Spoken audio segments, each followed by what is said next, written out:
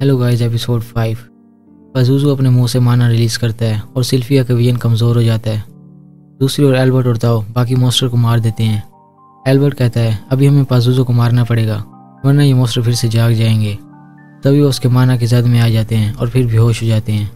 पाज़ुज़ू कहता है मैंने कई साल लगा दिए इन मॉन्स्टर को ग्रो करने में और तुमने एक पल में इन्हें मार दिया है। फिर वो सिल्फिया को किक करता है और वो लेक में जा गिरती है। पाज़ुज़ू बताता है कि जो मेरे माना के अंदर सांस लेता है वो मेरे कंट्रोल में होता है।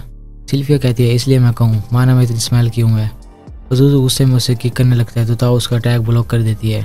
सिल्फिया ताओ से कहती है मुझे हेल्प की ज़रूरत नहीं है। ताओ कहती है जैसी तुम्हारी हालत है तुम तो चुप ही रहो।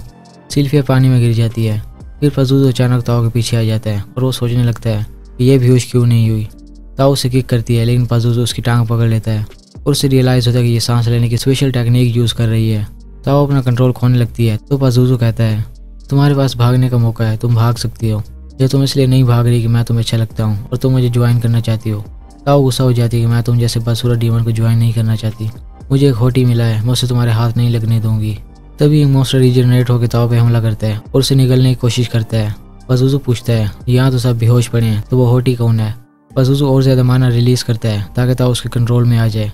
ताओ कहती है मैं अपने होटी की प्रेजेंस फील कर सकती हूँ, वो आस पास है और वो तुम्हें नहीं छोड़ेगा। फिर मॉन्स्टर ताओ को निगल लेता है। पाज़ुज़ू सिल्फिया को उठा के कहता है कि अपना माना यूज़ करते हुए इसे मैं अपना सर्वेंट बनाऊंगा। लॉयड कहता है तुमने इसी तरह इन मॉन्स्टर को अपने कंट्रोल में किया होगा। पाज़ुज़ू कहता है हाँ, मैंने उनके पेरेंट्स को मार के अपने माना के जरिए उनके दिमाग में ये बात डाल दी कि मैं उनका पेरेंट हूँ जिससे वो मेरे कंट्रोल में रहते हैं। फिर उसे रियलाइज़ होता है कि लॉयड उसके माना से बेहोश नहीं हुआ। वो कहता है तुम कैसे चल फिर रहे हो। लॉयड कहता है पता नहीं। पाज़ुज़ू ग्रीम को देख के हैरान होता है। वो कहता है तुम एक डीमन होते हुए इस इंसान के साथ क्या कर रहे हो, तुम हम डीमंस के लिए शर्मिंदगी का बाइस हो।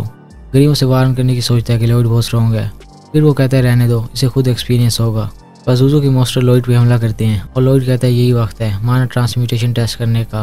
वो अपने माना से पीसफुल माहौल क्रिएट कर देता है और वो मॉन्स्टर उसके कंट्रोल में आ जाते हैं। पाज़ुज़ू शौक होता है कि शायद ये कोई मैजिशियन है।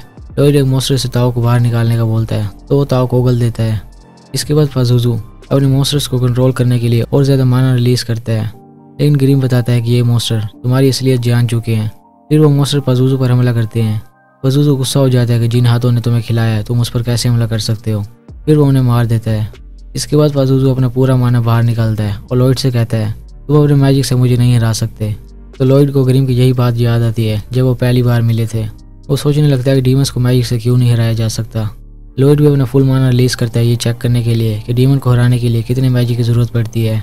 और पाज़ुज़ू की आंखें फटी होती हैं। पाज़ुज़ू खुद को यकीन दिलाने की कोशिश करता है कि यह ख्वाब है, जाग जाओ, लेकिन वो इस नाइटमेयर से बाहर नहीं निकलता। लॉयड अपना पहला बैरियर बनाता है और पाज़ुज़ू उससे बच के निकल जाता है। फिर लॉयड नॉन स्टॉप बैरियर से हमला करने लगता है और पाज़ुज़ू को रियलाइज़ होता है कि ये मुझे मारना नहीं चाहता बल्कि मुझे अपने बैरियर में कैद करके एक्सपेरिमेंट करना चाहता है। ग्रीम पूछता है तुम कितने बैरियर बना सकते हो। लॉयड बताता है एक वक्त में 10, अगर तुम 7 दो तो इसे डबल। ग्रीम लॉयड के हाथ में आ जाता है और लॉयड अनगिनत बैरियर समन करने लगता है। पाज़ुज़ू जी जान से खुद को बचाते हुए उड़ने लगता है और वो खुश हो जाता है कि मैं इसके हाथ नहीं आ रहा। वो इसी खुशी में होता है कि लॉयड उसे डायमेंशनल बैरियर में पकड़ लेता है। पाज़ुज़ू खुद को छुड़ाने की कोशिश करता है और उसे डर होता है कि लॉयड मुझ पर एक्सपेरिमेंट करेगा। लॉयड कहता है चिंता मत करो, तुम्ही ने कहा था कि मैजिक तुम पर असर नहीं करता। पाज़ुज़ू पैनिक करने लगता है कि मुझे जाने दो, मैं इस दुनिया का रूल करता हूँ, तुम्हें जो चाहिए मैं दूंगा।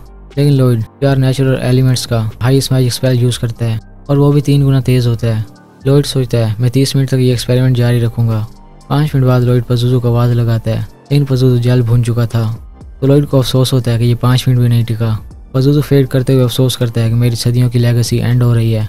बाकी सबको होश आने लगता है तो लॉयड अपने ट्रैक्स को मिटाने के लिए वापस भाग जाता है। ग्रीम पाज़ुज़ू को बताता है कि मैं अपनी पावर सेव कर रहा हूँ ताकि एक दिन मैं लॉयड से मुकाबला करूँ।